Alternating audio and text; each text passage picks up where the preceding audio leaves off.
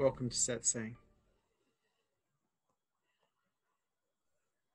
Hello, Vishrant. Can you please talk about the topic celebrating life?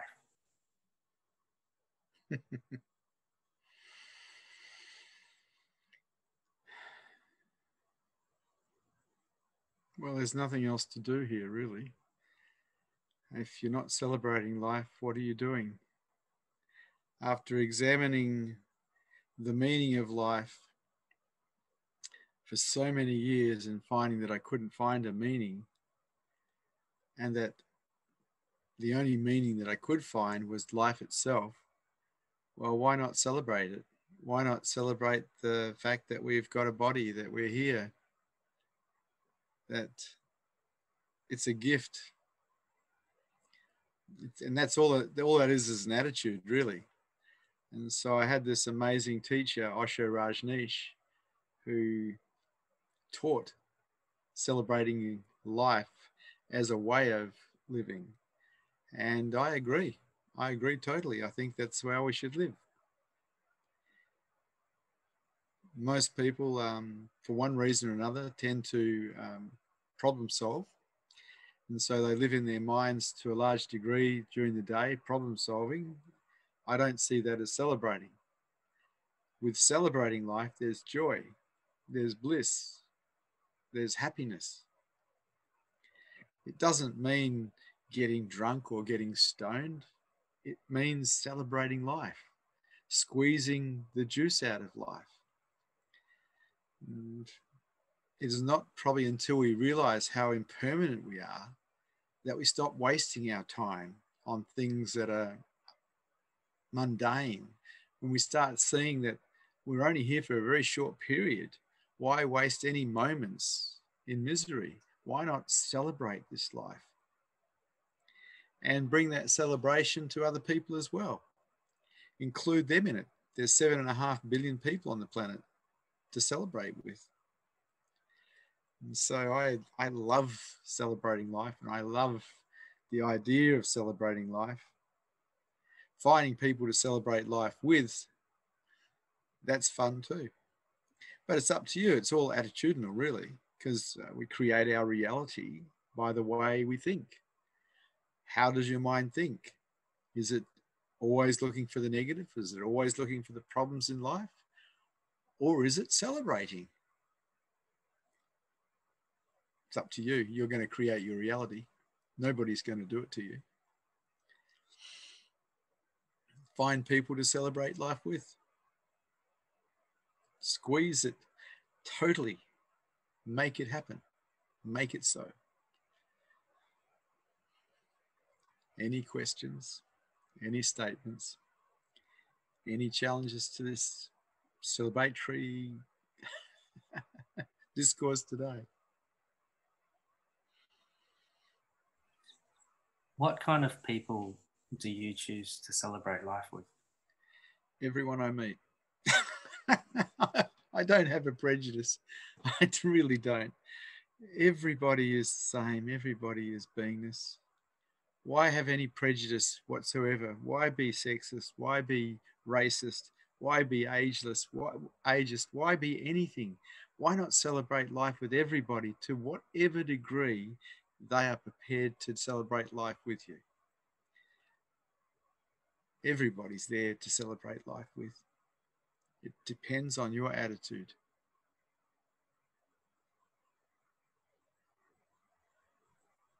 Did you choose who you hung out with before you were awake?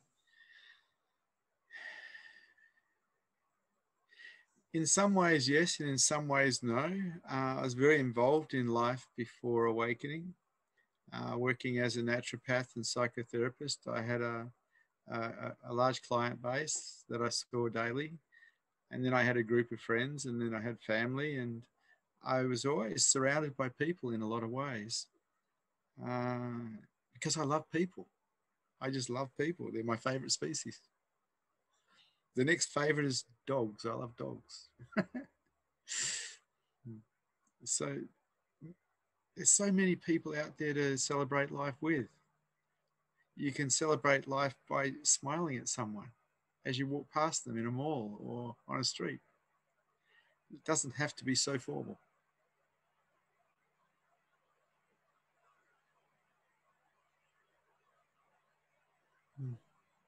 Do you think that discipline and celebrating life can go hand in hand?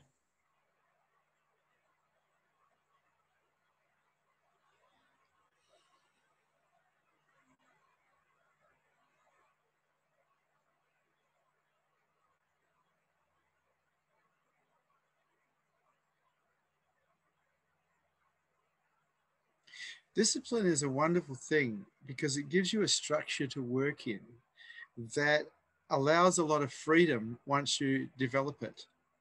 When we're born, we don't have disciplined minds. We don't have any structure to operate in. And so we can make a lot of mistakes. Having a mind that is relatively disciplined shows us where our boundaries are, shows us how we can play in a way where it doesn't hurt others, where it doesn't hurt ourselves. And so I don't see discipline as in the way of celebrating life at all. I see it as an aid to celebrating life.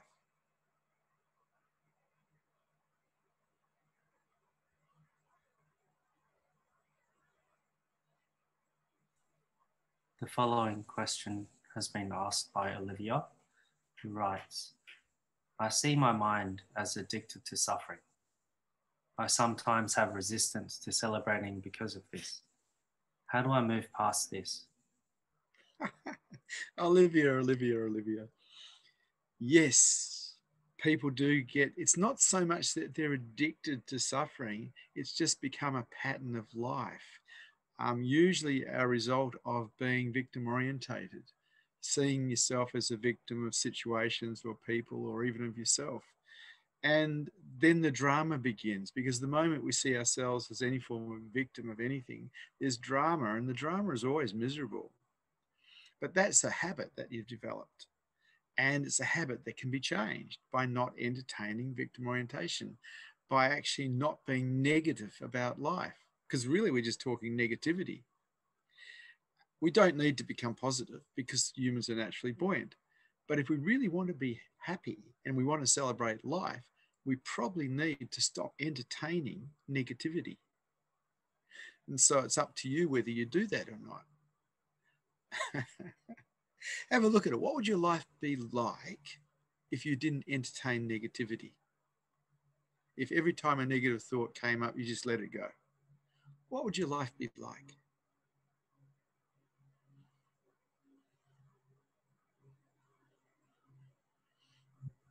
The next question has been written by Savvy. Sometimes after Satsang, my heart is full of joy and celebration, and sometimes a lot of gunk from deep down surfaces, making it hard to celebrate. What should I do? Look, you accept whatever appears. If it's joy, you accept joy. If it's love, you accept love. If it's pain, you accept pain. If it's sadness, you accept sadness. If it's fear, you accept fear. You always begin with acceptance, and you're on the right track.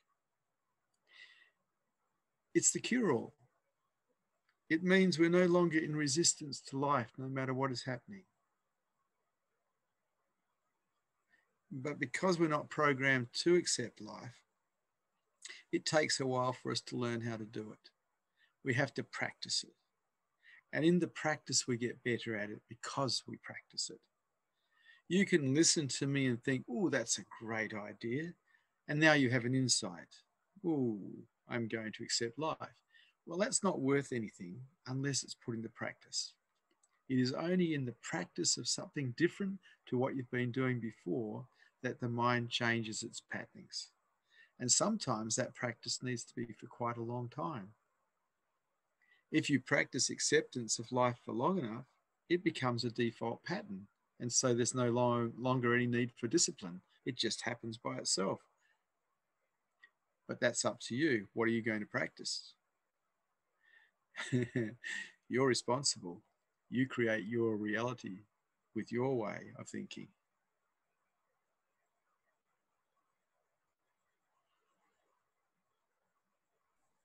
Next, we have Frank, who'd like to ask a question. Oh, sorry, he's just put his hand down. See you later, Frank. The next question. Isn't there a danger to be lost in the mundane by celebrating life too much? I haven't experienced that. No, I love celebrating life. I remember when I left school, and you know, after people leave school, they have a bit of a party, the end of school, leavers or whatever they call it. And I remember I celebrated life for another 27 years after that. Why stop? Why stop? Why not celebrate life? I can't think of a good reason really not to celebrate life. The good, the bad, and the ugly, all of it. If you're in acceptance of life, you can celebrate it. It's only when we're not in acceptance of life as it is that we can't celebrate it. Acceptance is the cure-all for everything. And if you practice it, you will get good at it.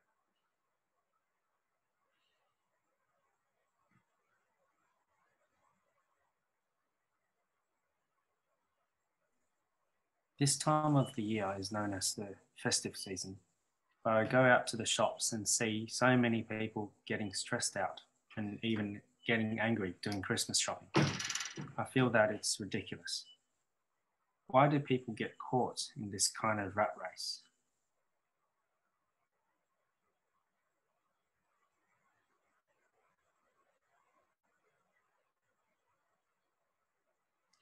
They're just running true to their default patterning.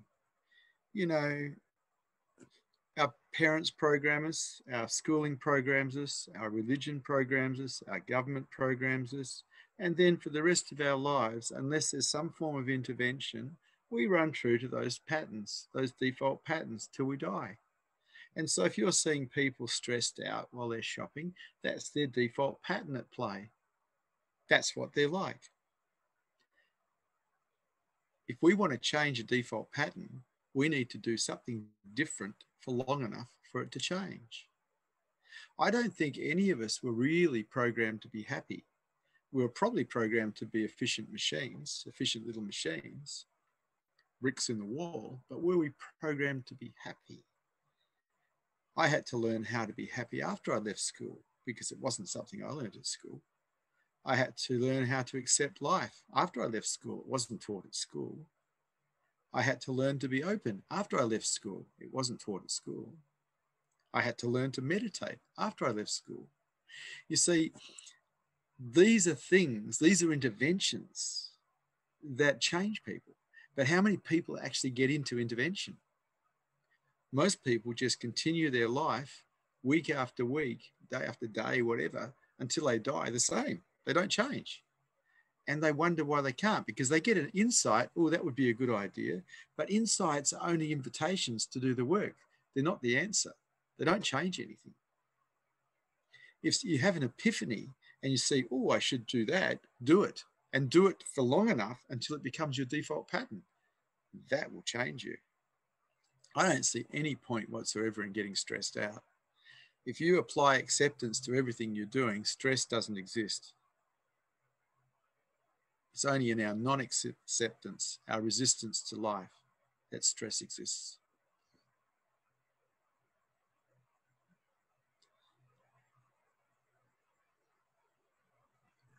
The next question is from Tanzim on YouTube. How do you celebrate life with people having negative energy? I can't help myself. I don't know about you, Tanzim, but I'm not affected by what other people think or do. I can't be bothered. What they're doing is their business. Whether they're being negative or positive is their problem, not mine. Whether they like me or they don't like me, that's their business, not my business. I'm running my own show. And my show includes celebrating life no matter what.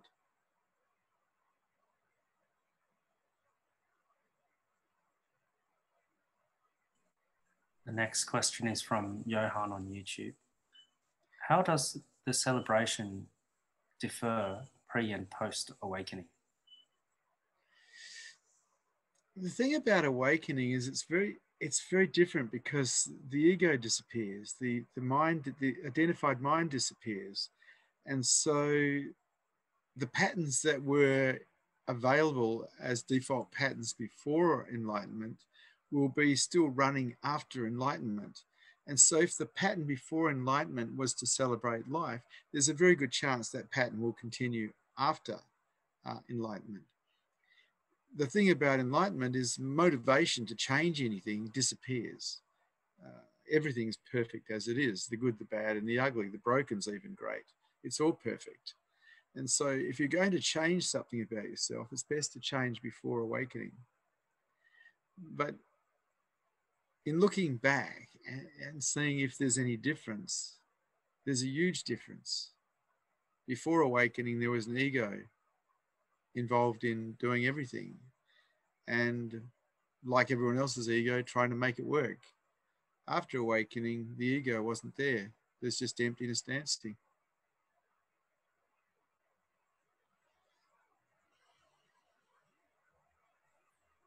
What do you mean by emptiness dancing? Well, life is a dance. It's like a great big play. But there's nobody dancing. There's nobody playing. The ego is not real. And when awakening occurs, it's seen as not real and it drops. It's surrendered. It's gone. The identified one's gone. It's not there. And so there's dancing, but there's nobody dancing. There's walking, but there's nobody walking. There's talking, but there's nobody talking. There's sitting, but there's nobody sitting.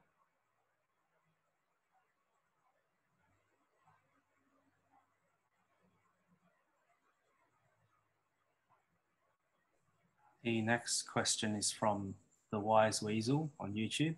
I don't think that's his real name. What is the... You hold the line just for a tick, mate.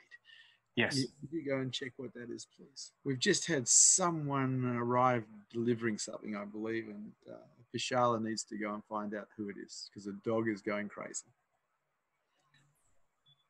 Okay. But back again. Vishala's left the room.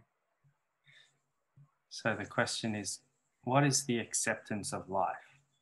Should we try to change our lives actively, say by trying to get a better job, etc.? Heck yeah, why not? Acceptance doesn't preclude changing things. It just means you'll be changing things from a place of openness instead of a place of resistance. Acceptance is brilliant. It just means that you don't have stress anymore. And so you win, you lose, you lose. It's all good. You just keep playing. Acceptance is like, it's like a lubricant that makes everything run smoothly. And when we don't have acceptance, we get resistance. And in that resistance, we suffer. The best thing a human being can learn is acceptance of life, because that actually eventually teaches us surrender. And surrender is the key to enlightenment, unconditional surrender of the mind. You give yourself to truth without conditions, and that works. So acceptance is wonderful.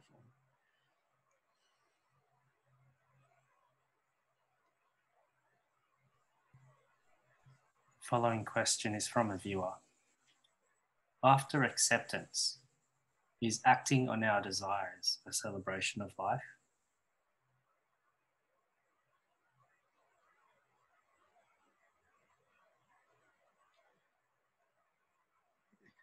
Look, from my perspective, everything's a celebration of life.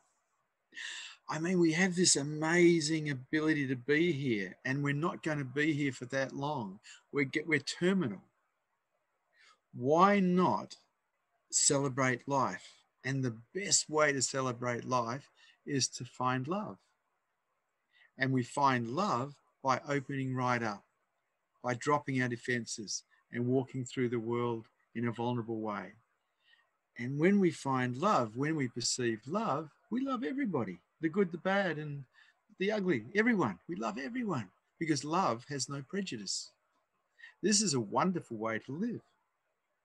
And it's up to you. You're the one who's going to create this, or you're the one who's going to create something different than this. We are the masters of our own reality in that we create what we're doing by the way we think.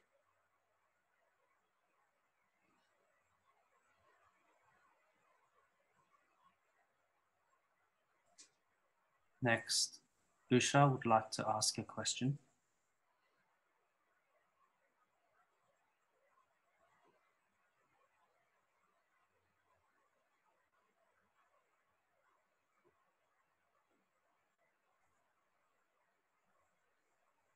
It Hello, seems Usha. like You're muted, Usha. You have to unmute yourself if you want to talk to me. Can you go and make Julian a cup of tea and shut the door as you go out? Thank you very much. Tell him I'll be with him in half an hour or so. Thank you. Had guests arrive an hour early. it seems like Usha is having some technical problems. We'll move on to our next question until she's back.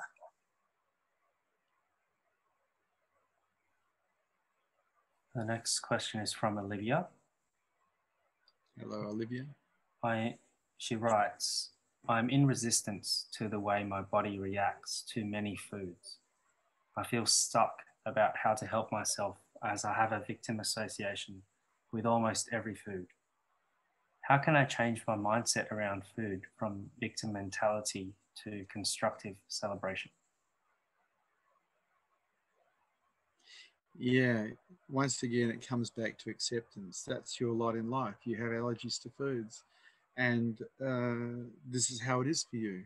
Like some people that can't walk because they have back problems. Some people are intellectually handicapped.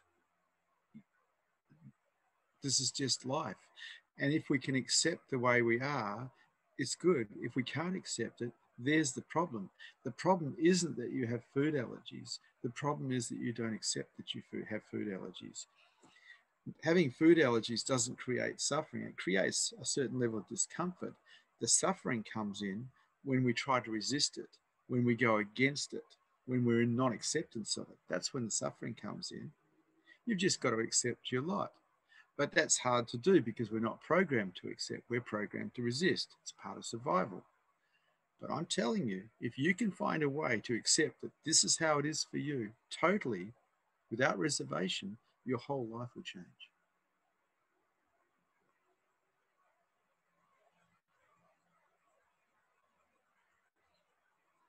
The next question has been written by Art.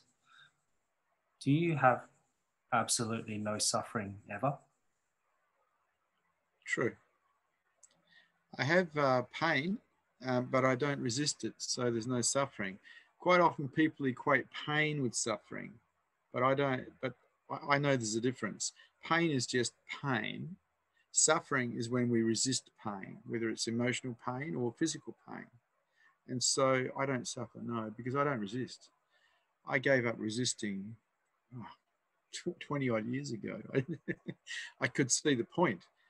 Every time we resist, we suffer. And I'm just not into my own suffering. I accept life as it is.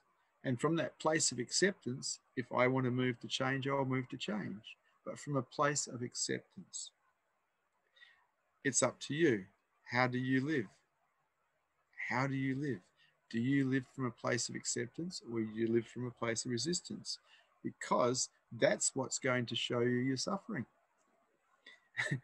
Your resistance. No resistance, no suffering.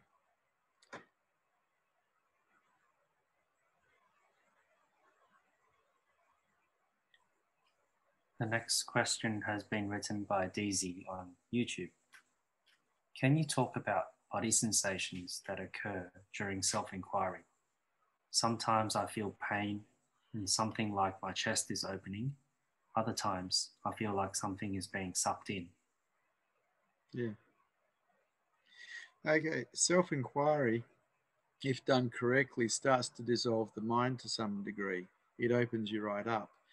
The thing with opening right up, dropping all the coping mechanisms in the mind, is anything that's been repressed, that's been held down, will start to surface. It could be heart pain, wounding around the heart. It could be anything. And so any meditation does the same. This is why some people don't like to meditate, because they sit down, they start meditating, and all this stuff starts coming up because their mind is relaxed enough, released enough of the coping mechanisms for whatever they've repressed in their pain body to surface. This is just how it is. There needs to be a willingness to feel whatever's there without resisting and just let it be there. And in that, we heal it. In that non-resistance, we heal it. But only in that non-resistance, really.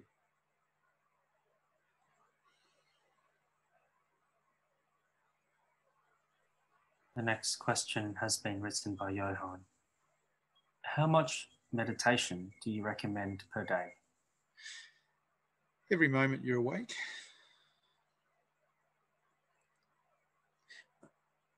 Meditation can be formal or it can be non-formal. Being present to reality is meditation, whether it's the breath when you're sitting or whether you're walking and just being present to everything around you. As long as you're present to reality and not present to some dream you're having, you're actually in meditation. And so I first heard this from my teacher, Osho Rajneesh. He was asked the same question. How much meditation should you do? And he answered, every moment. And I went, no, that's not possible. Yes, it is possible. When we were little kids, up until the age of about 3, we lived very, very present. We weren't living in our heads yet. We hadn't gone to school and learned how to live in our heads yet. And so meditation, or the practice of meditation, helps us reclaim reality from the dream that we're lost in. And so from my perspective, meditation is every moment. Always here, always here, always here, never here.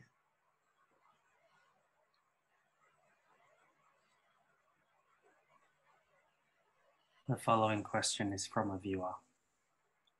I heard that life is full of desire. Then celebrating life is celebrating our desire for action and change? Well, the mind likes to desire things. It just does. It's what makes it miserable. It's constantly desiring things to be different than how they are. In the acceptance of life, we're not desiring things to be different than how they are. We can just celebrate life. But as long as we're desiring, we're in a form of misery anyway, because we're dissatisfied. If we've got desires running, we're dissatisfied with what is. This is a great cause of misery. But if we're in acceptance of life as it is, where are the desires? Desires come as a non-acceptance of life, a wanting to change something. Examine it for yourself and see.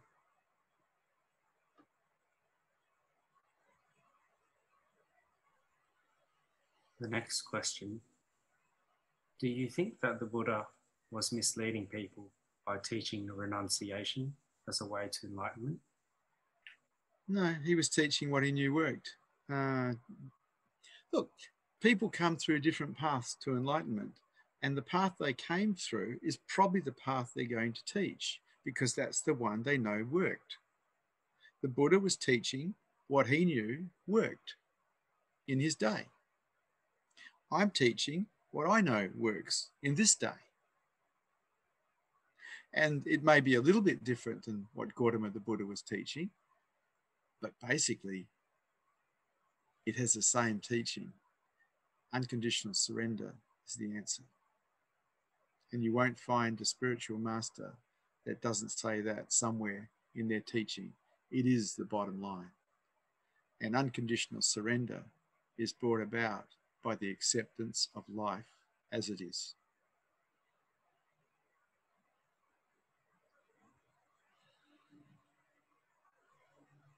Sometimes when I'm really happy around people who are having a hard time, they can seem to get annoyed.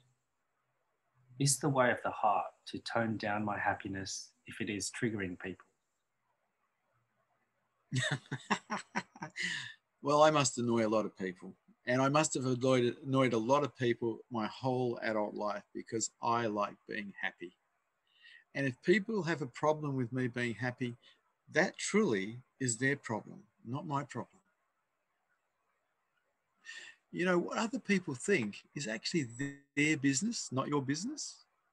People make themselves happy or unhappy. You can't do it. No one can make me unhappy, and no one can make me happy. I'm responsible for my reality. People want to be miserable around you because you're so happy. Let them be miserable.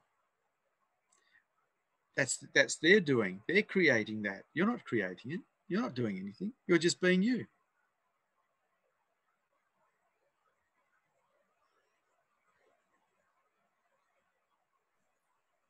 Next question is from a viewer. Some spiritual teachers are very active in the world advocating change. Is that anti-acceptance? We can advocate change from a place of acceptance. Look, we see someone breaking into someone's car and we accept that that's what they're doing. Yet we walk over to them and suggest they don't do it from a place of openness. We don't need to be ineffective in the world just because we're accepting. See, that's a mistake people make. They think if they accept things as they are, nothing will change. I really don't agree. We can move to change from a place of acceptance. It's just that we're moving from a place of openness instead of a place of closed.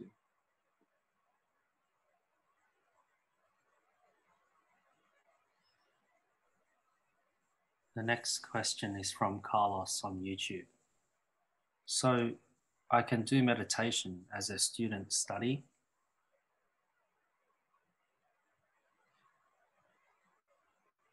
I get what you're saying. When you're studying, you need to be in your head. It's true. And I had to train to be a naturopath, and I had to study medicine. I studied naturopathy medicine, or natural medicine. I also studied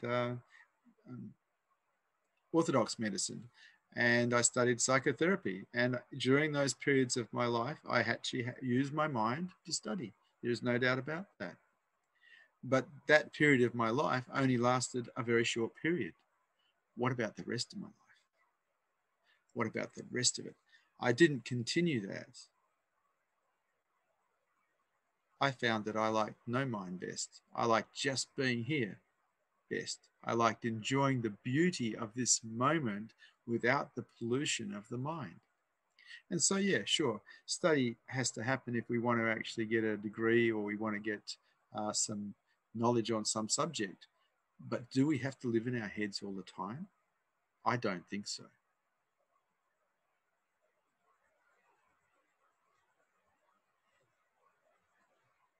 The next question has been written by Art. I have found beingness and it's wonderful, but now I spend all my time at home alone, with clips of time there, being awareness, totaling about an hour a day, and I'm unmotivated to do otherwise or see people. What should I do differently, if anything? Look, after awakening occurred for here, I sat still for 18 hours a day for 6 months.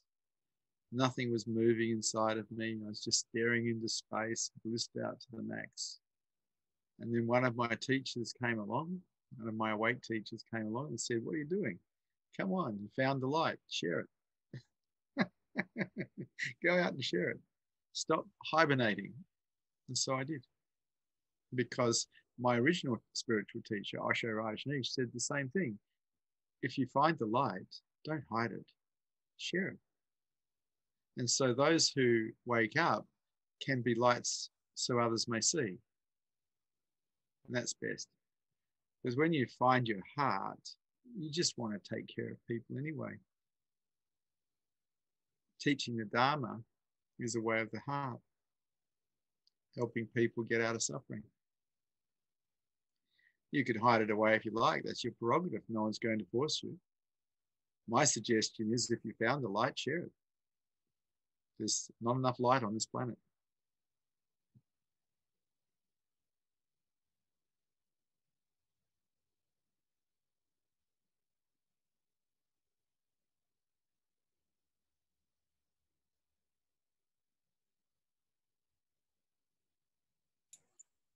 The next question is from Johan on YouTube. Does the Buddha field have to be intentionally tuned into, or does it affect those around you regardless? How has it affected your family and loved ones? It affects everybody, no matter what.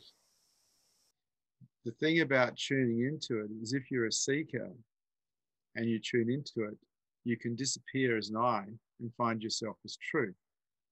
But regardless of that, it will affect everybody for kilometers around. The Buddha field is very palpable. It quietens people's minds. It undoes the mind. And so people who are very close start falling apart because all their stuff's coming up.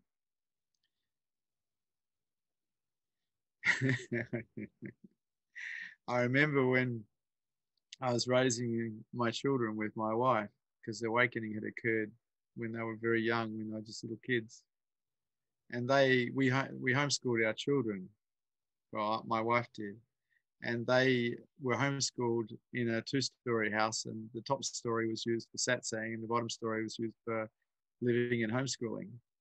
And I knew they were going to have problems eventually because they couldn't really retain a great deal because their minds were too blown. But they grew into very beautiful people, quite arty, as a result of being in a Buddha field. And so it affects everybody. But it's not good to resist anything in the Buddha field. It causes a lot of suffering. The best thing you can do when you're in a Buddha field is surrender. Let it take you. Because it's all it's doing is taking you home to your own true self.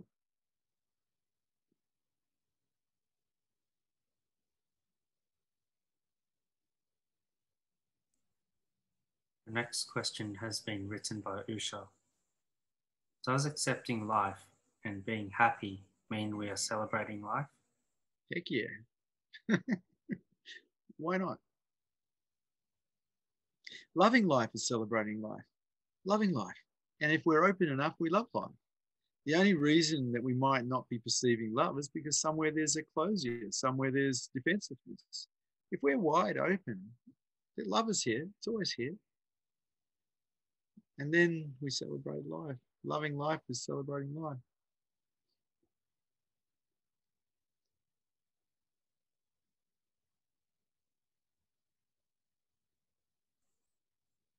Following question is from a viewer. If I'm automatically energetically open, or my empathy and my mirror neurons are firing, and I perceive other people's body sensations, in that sense, I'm not responsible for that experience. It's created from outside. Can you repeat that question for me? If I'm automatically energetically open, or my empathy and my mirror neurons are firing, and I perceive other people's body sensations, in that sense, I'm not responsible for that experience. Is it created from outside? The experience of feeling.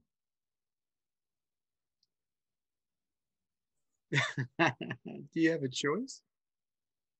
If you're that open, do you really have a choice? I'm that open and I have no choice. I feel everything. Do I create it? There's nobody here to create anything. It just happens.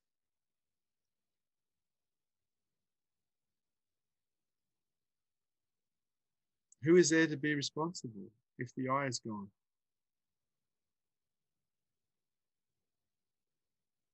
Who are you really? What is this thing that wants to be responsible?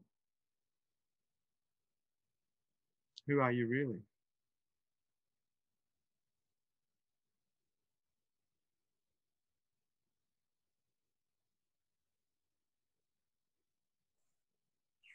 Next question is from a YouTube viewer.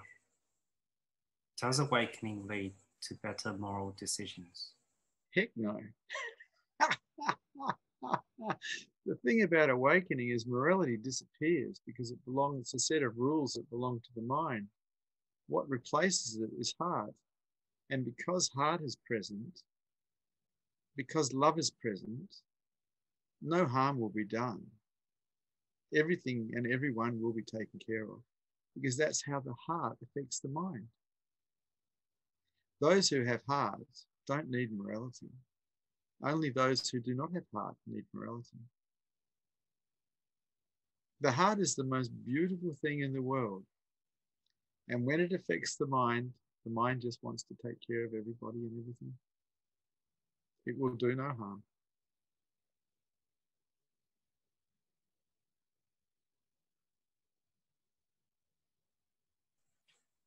The next question has been written by Jennifer. Can you please explain what the Buddha field is? It's a field of energy around someone who's awake. When awareness becomes aware of itself inside a human being, awareness is usually aware of the mind and through the senses the world in a human being. But when that awareness that is aware of the mind becomes aware of itself and stays aware of itself, that is enlightenment. And it creates a field of energy around whoever that has happened inside of. And that field of energy is sometimes called the Buddha field, because that is the Buddha. The person who wakes up is not the Buddha. The Buddha is the energy field. It's when awareness that we are becomes aware of itself and stays aware of itself. And for those who are sensitive, they can feel it.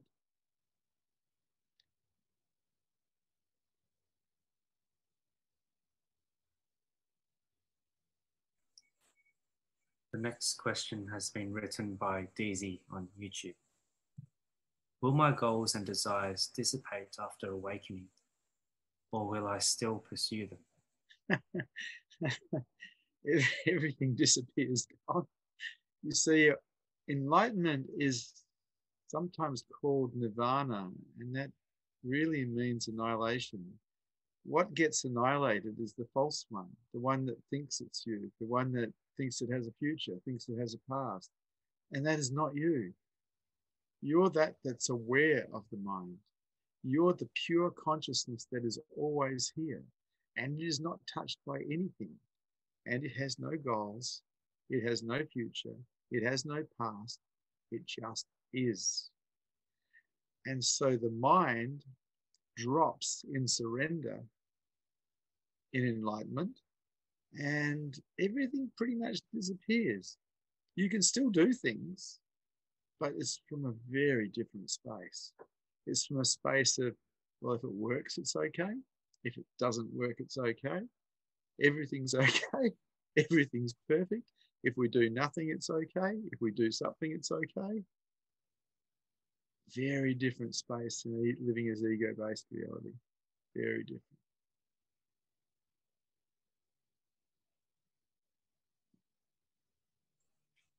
The next question has been written by Patrick on YouTube. As I tune into this Buddha field, I find my mind disappearing, and I need to resist it to speak or write. When I surrender to it, it's difficult to operate. How do you function in your Buddha field? Yes, this is what happened for me too, Patrick. When I first started finding the Buddha field and tuning into the Buddha field, my mind would disappear, and all I could do was sit still, really, profoundly content for no reason. So I found that in the presence of my awake teachers, I found that space very easily because of their Buddha field. And I made it a point to engage them as much as I possibly could in questioning and conversation, because I wanted to be able to be in that, but also be out. In other words, 1 foot in and 1 foot out. And so I practiced with my awake teachers by questioning them in satsang and being with them in satsang, and also spending as much time as I could with them anytime I could, because it allowed me to be in beingness, as beingness, while being out at the same time, because it is very, very different. One of the things that happens is the editor disappears. And so whatever you say is unedited. And there's a part of the mind that gets a bit frightened of that because you don't know what you're going to say. And you have to get used to talking from a space of no editor. which is fun. It took a while. In the early days, I think that in a lot of ways I was quite severe because there wasn't any interest in talking even. It took a while to learn how to be human again from the perspective of acting as a human, not from being a human. Because what we are, who we are, is not human. It's beingness, it's consciousness, it's everythingness. This is a human body, but it's not who I am. I'm pure beingness, pure consciousness, as you are too. And so this body and this mind has to pretend in a lot of ways to be human so it can communicate with other humans who think they're humans who are really beingness. But it's an act. Today I'm playing the act of being a guru, but it's an act. There's nobody here. There's no guru.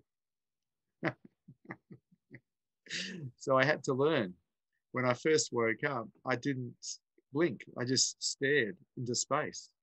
And I found that that intimidated people. So I learned how to blink. I learned how to look away when I talk to people. I learned how to smile again because I was just deadpan, because I was so gone.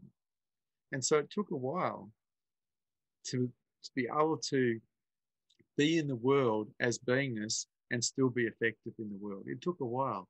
It took a changeover from ego-based reality to being-based reality. Practice helped.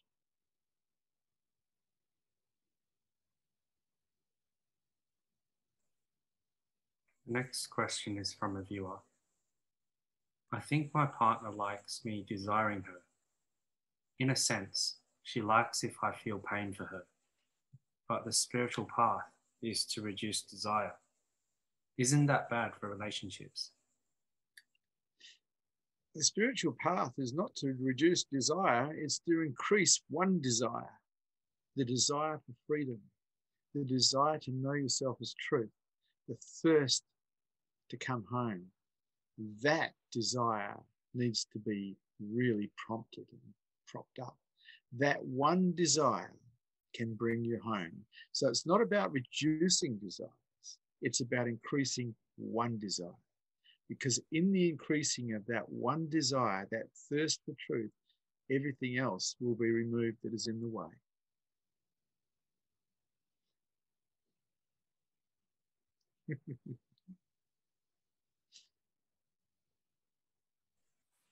Next, we have a question written by Rohit on YouTube. Namaste. I like the video interviewing Osho.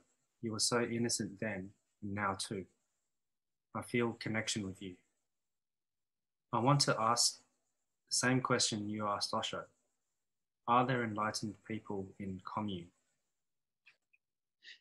Rohit, I don't know because I haven't been involved with the Rajneesh organization since 1990 when he died. When Osho died, my hopes for enlightenment faded very rapidly because I saw him as my spiritual master and as my opportunity for enlightenment. And so I was connected to him as a sannyasin very strongly, but I wasn't so connected to his commune. And I'd already started having satori's before he died, and I couldn't find anyone really in Australia that I could talk to about it. And so I felt very alone in my spiritual path, but I kept going. I kept meditating. I kept self-inquiring. I kept practicing openness. I kept doing all the things he taught us to do. The kundalinis, the dynamic meditations, the zazen, everything. But I chose to serve heart.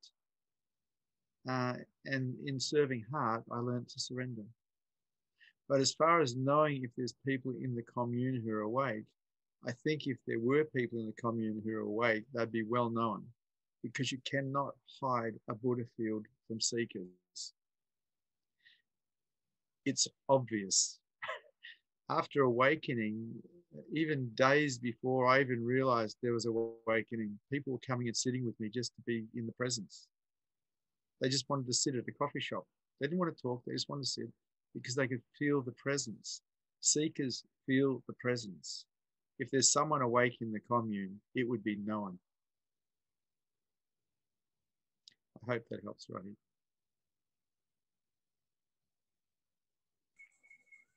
The next question is written by Art. When I'm aware of awareness, I can put a little bit of awareness on an object. After a while, awareness of the object seems to get sucked into the beingness.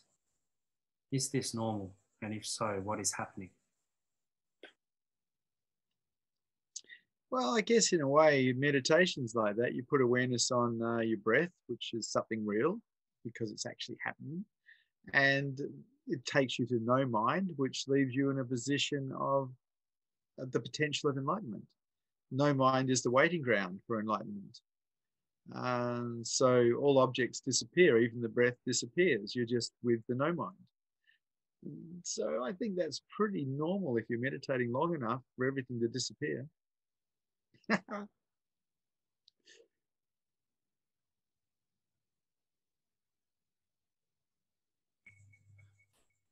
next question has been written by Johan on YouTube. Who is asking this question? A question is being asked, but no one is asking it. Is the person seeking and the thing they seek all just an illusion and concept? The one seeking is an illusion. What they're seeking is not an illusion. Beingness is everything that is real. Beingness is the only reality, actually. Everything else is illusion. The seeker is illusionary. The seeking is illusionary. What is real is beingness. Find that as yourself, and you will see what I'm saying for yourself. Don't ever take anyone's word for anything. Always check for yourself. Find out for yourself. You won't get to the answer through philosophical understanding. That's not possible.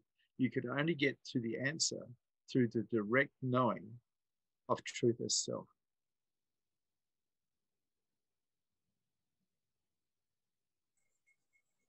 The next question has been asked by a viewer. How did your strong desire for awakening affect your relationship?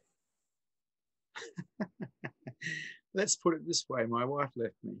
My kids left me. My business left me. My reputation left me.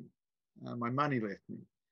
Lots of things left because at the point where awakening was starting to occur, truth was put as number one. Everything else was behind that. Those who wake up put truth first. Otherwise, they don't wake up.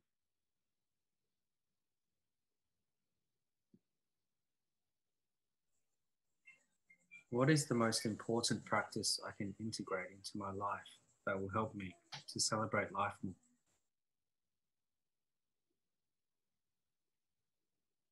Openness.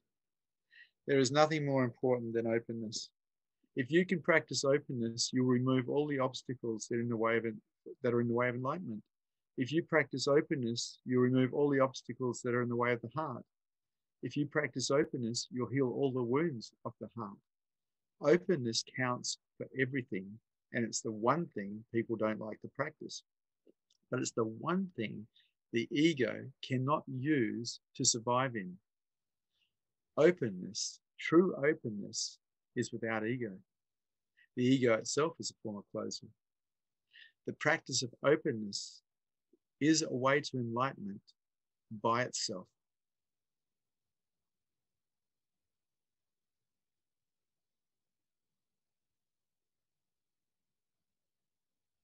How can you celebrate life while going through hard times like poverty, the death of loved ones, etc.? I have been through poverty. I have been through the death of loved ones. I can still celebrate life because this is just part of life. To think that something is wrong, to think something is out of place, to think that something is not perfect as it is an incorrect understanding of what is. There is nothing but perfection upon perfection upon perfection. The idea of right and wrong is simply an idea. There is just what is. And this deep understanding that life is just the way it is in itself freedom. The moment we get caught in right, wrong, good and bad, we can take ourselves to hell pretty quickly. In seeing life as this is just what is, we can stay equanimous. This is one of the keys to creating a mind that will support enlightenment.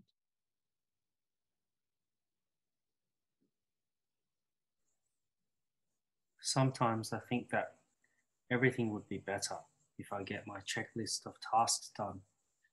But it seems completing tasks never seems to fill that void. How can I be happy while tasks are incomplete? If you can be happy with chaos, you can be free. Because the truth is, life is chaos. Nothing's ever going to really go the way you want it to 100%. There's always going to be problems. There's always going to be unfinished business. This is how it is to be alive. And if you can be okay with that chaos, you can have a pretty free life. But if you have to get everything done before you can rest, you'll probably never rest, because life is chaos. We don't know what's going to happen next. We think we do, but we don't. We are so fragile. We are so terminal.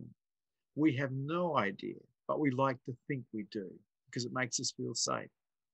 If you can find a way to be okay with chaos, you can rest in the chaos. You can rest in it. No stress, freedom. And this is before enlightenment.